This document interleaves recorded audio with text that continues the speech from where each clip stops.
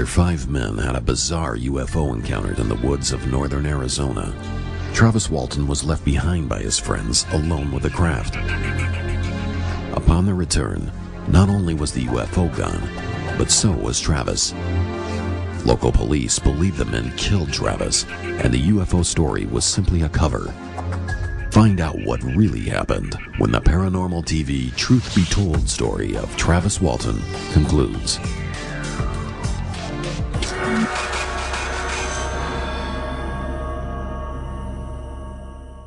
A few days later, the polygraph examiner gave an official report. They told Mike Rogers that this was the first time the polygraph examiner had such a large number of subjects regarding the same event. He said his findings positively proved that the men did see something they believed to be a UFO. No. Did you see spacecraft? Yes, I did. Later, Travis returned with a remarkable story. When I felt the numbing shock, I blacked out, and the next thing I knew, I regained consciousness. Not quickly, sort of gradually.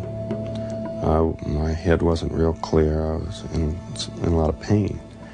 I was laying on my back. I didn't know where I was.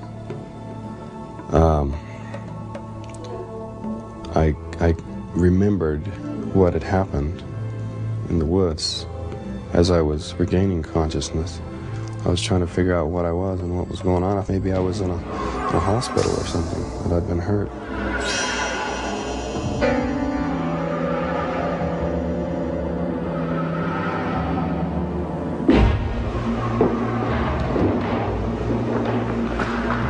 And I was standing in front of those things that were coming towards me. And they stopped there and they stood there looking at me. These huge eyes just seemed to just look right through me. I didn't get any impression of emotion. It was a very detached sort of just observing sort of thing, but it seemed like they could see everything I was thinking and feeling. Very disturbing feeling to feel so exposed. These huge eyes looked at me, and when they blink, and on an eye that big, the eyelid just slid down and opened like a window opening and shutting, and it just had the strangest sort of feeling. I couldn't bear their gaze.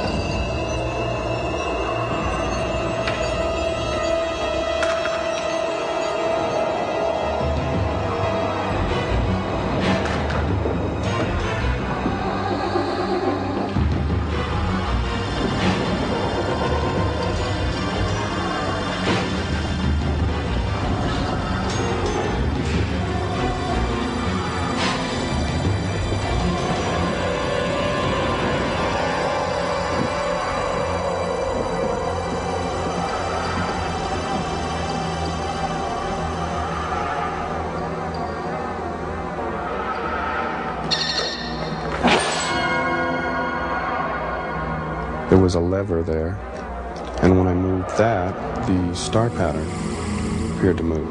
That kind of disoriented me for a minute because, it felt like I was moving kind of for a second, because this was, to have everything suddenly shift like that.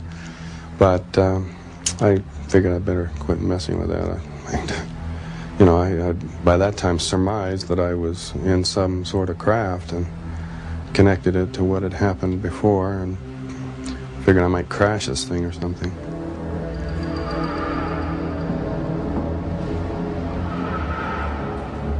This person was not like these humanoid creatures that I'd seen earlier. This looked like a human being, looked like a man in a blue uniform. I went up to him thinking, that I was being rescued, that I was being saved, that this was a person, I started asking all kinds of questions. Where am I? Pete, where are we? And who were those things that I saw? Talk to me.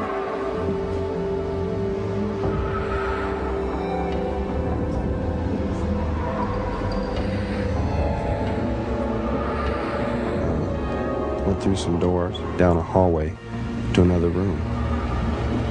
What are you guys doing? What's going on here? I mean, who are you people? Touch me. Don't touch me! Don't get your hands off me! What are you doing? Me! What are you doing? What are you doing? Get off me!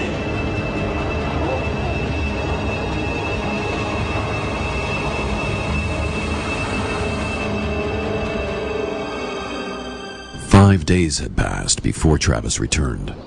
He was asked to take a lie detector test. He too had passed. Little did he know that this event would cast a shadow over the rest of his life.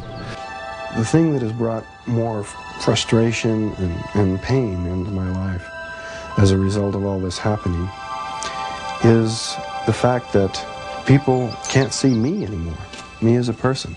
I get a feeling of invisibility because of this thing. Every contact I have with people is filtered through the distorting lens of something that just happened to me 15 years ago. And it is something that just happened to me.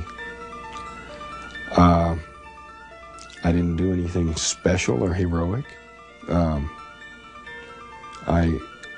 not a hero or a celebrity any more than I'm a deceiving rascal or a crackpot space cadet sort of person. I would like to be seen as myself rather than in terms of this thing that just happened to me. It could have happened to anyone. All of the woodsmen moved away except Mike and Travis. Travis married Mike's sister Dana and have 4 beautiful children, and still live in the same small town in Arizona, where no one has forgotten what happened more than 30 years ago.